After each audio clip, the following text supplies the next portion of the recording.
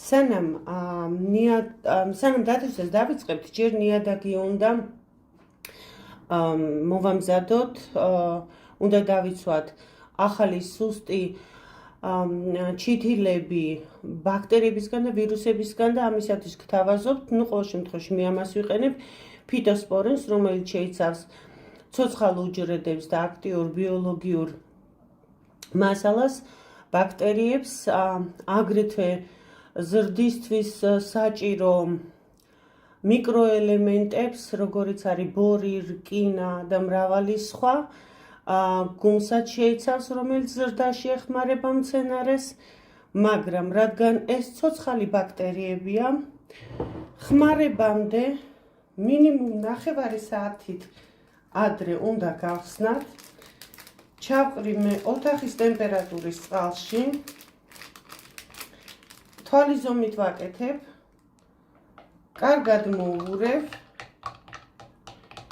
განსაზღვრად თუ საკმარისია თუ არა ეს რაოდენობა, მე ვსაზღვრობ ფერით, როგორც კი წყალი დაკარგავს თავის გამჭვირვალე ფერს და ოდნავ შეფერადდება, საკმარისია, მეტი არ არის საჭირო, გადაჭარბებული წამალიც კი ცუდია. ესე. ეხლა მხედავთ, ოდნავ შეფერადდა.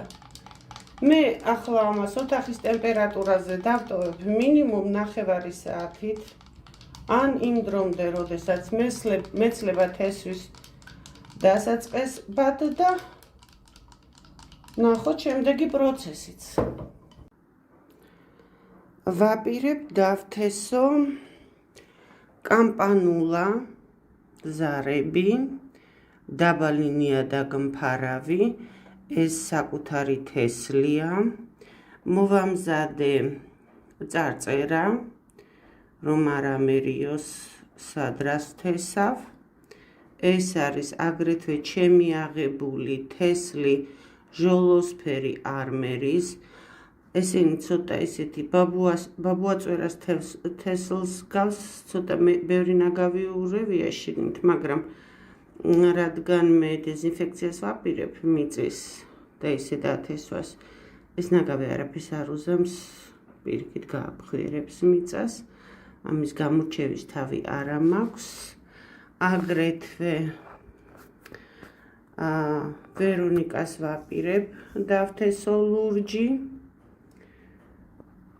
სპიკატა და ავიღე 2 წლის წინ თესლი ვარდისფერი დელფინიუმის, თუმცა მე მგონი თესლი მართლა ეს არის, აქ გამოსარჩევია.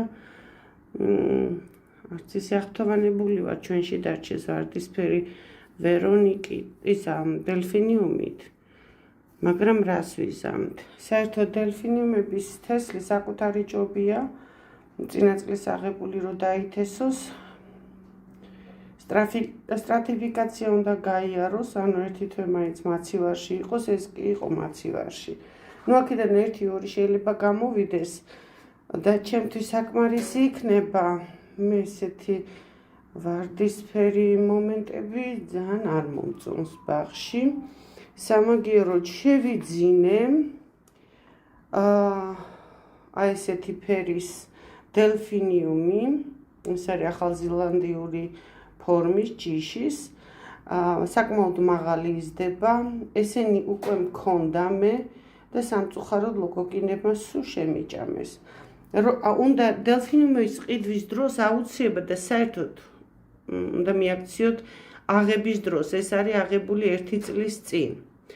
ანუ მე ეს სადღაც 2 კვირა ამიდევს მაცივარში, არც კი ქვევით ვდებ ხოლმე, სადაც ბოსტნეულს ვინახავთ, რომ სტრატიფიკაცია გაიაროს, ანუ ყინვაში მოხვდეს.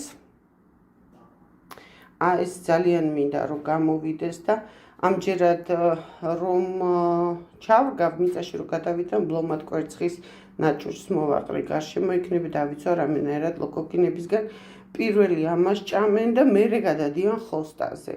მოვიმარაგე კონტეინერები, მე რადგან ბევრი არ მინდა ავიღე პატარა კონტეინერები, ამას დავხრიტავ, პატარა, მაგრამ მაღალს ვიღებ, იმიტომ რომ ქვემოთ რომ მიწას ჩავყრი და ჩავთესავ თავზე, ეს დავაფურებ სათბურივით, ეფექტს გავაკეთებ, ამას ესე გავჭრი, დავხრიტავ.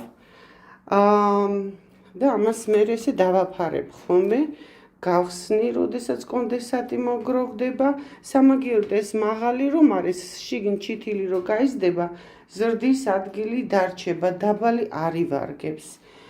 გამზადებული მაქვს ფიტოსპარინი, იმისათვის რომ მიწა გავაუნებელყოფო ვირუსებისგან და ბაქტერიებისგან. ავიღე მიწა ქართული ფლორა, რამოდენიმე ვარიანტი ვნახე, მაგრამ ძირითადად არის ტორფისგან და ტორფში პერლიტი არეული. მე არ მომწონს ტორფში გახარება, აქ ტორფიარეულია, მაგრამ არის მიწაც, თუმცა თუ შეხედავთ პერლიტი არც ისე ბევრია, ამიტომ მაქვს პერლიტი, იმასაც ავურებ ერთმანეთში და შემდეგ ვიზამ ასეთ რამეს, ამას რო დავხრიტავ კონტეინერებს, ჩავყრი მიწას შიგნით სადღაც 2 სანტიმეტრი, 2 სანტიმეტრი ნახევარზე, მთლიანად კონტეინერს ჩავდებ გაუნებელყოფილ წყალში, რათა მთლიანად გაიჟღინთოს. მიწა ჩავყარე, დასაწყისისთვის ბევრი არ უნდა, რომ წამოიზრდება მწვანე მასა, შემდეგ ძალიან ფრთხილად უნდა მოუყაროთ გარშემო და კონტეინერის სიმაღლე უნდა გვაძლევდეს ამის საშუალებას. მიწა რომ ჩავყარე, ერთი მუჭა პერლიტიც მივაყარე, ავურებ, თუ რამე სქელი მასა შემხვდა, ესეთი მკვრივი დავშლი.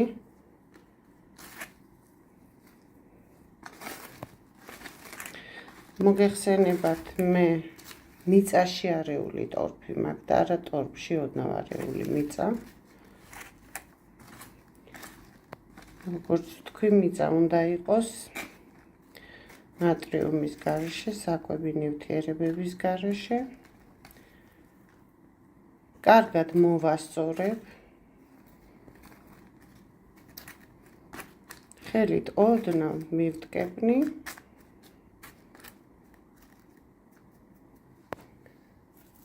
ავიღებ თესლს, მჯერად ავიღებ არმერიას თესლი, რადგან უფრო ჩანს, თქვენთვის დასანახი რო იყოს.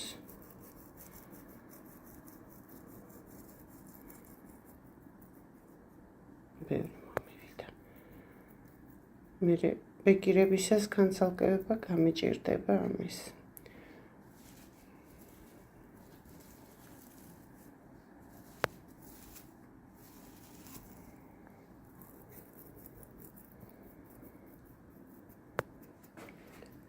ეხლა ავიღებ და ამას ძალიან ოდნავ მოვაყრი მიწას. საერთოდ თავზე მიწა ეყრება იმ სისქეზე, რა სისქის თესლია. სისქის არის თესლიც. ძალიან ნაზად.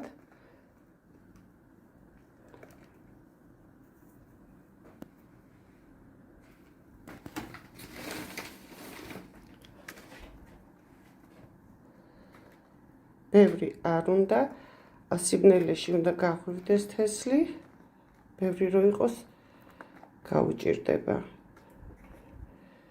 არი ფიქრობთ, რომ ეხლა მე ბევრი მოვაყარე, ეგზეთ მეტი, რაც ამა გადავდებ ხელში. ოდნავ მივტკეპნი და შემდეგ ამას ვდებ წყალში. წყალში რატომ ვდებ, იცით? ზემოდან რომ მოვასხა, გაიფანტება ეს მარცვლები. თავზე დაფარებისასაც კონდენსატს ექნება პრობლემა და პერიოდულად რო ჩაწვეთდება, გაყრის თესლებს აქეთ-იქით. და აი წყალში რო ჩავდგა, ქვემოდან წყალი რომ ავას ჩაქაჩავს ქვევით თესლებს. გავამზადე ჭურჭელი, რომელშიც ჩავასხი ფიტოსპარინიანი წყალი, ბევრი არ უნდა. გამზადებულ კონტეინერს, რომელშიც ჩავთესე კამპანულა ამჯერად, ჩავდებ და დაველოდები, რომ ბოლომდე დასველდეს. შემდეგ ამოვიღებ და მზიან ადგილზე დავდებ, მაქსიმალურად მზიან ადგილზე. არ დაგვავიწყდეს, რომ როდესაც დავაფარებთ, თავზე უნდა ეფაროს თავისივე თავსახურს, ის გაიკეთებს კონდენსატს.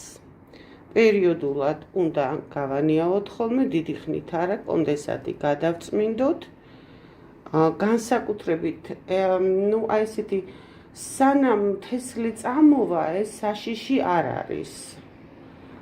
გაღვივდება, მაგრამ კონდენსატი მაინც რო ვარდება ხომ ქვემოთ, გაწევა იცის თესლების, ასე რომ სასურველია მაინც გავწმინდოთ ხოლმე. პირველი პერიოდი, სანამ არ დაინახავთ, რომ წამოვიდა მწვანე მასა, ამას ფაქტიურად არაფერი აღარ ჭირდება. მერე უბრალოდ კონდენსატი უნდა მოვწმინდოთ.